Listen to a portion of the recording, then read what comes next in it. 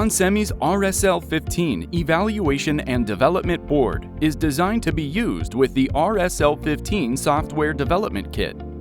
The RSL15 Dev Board evaluates the performance and capabilities of the RSL15 MCUs. The board is intended for developing, demonstrating, and debugging software applications for the RSL15.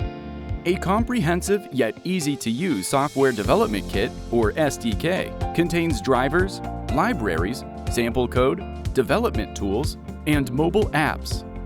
The RSL Evaluation Board includes easy code download and debugging with Sager J-Link onboard technology, access to all RSL15 interfaces and GPIOs via standard 0.1-inch headers.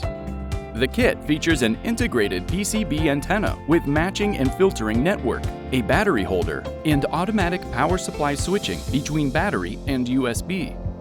The power from the USB connection, 5 volts regulated down to 3.0 volts by an onboard regulator.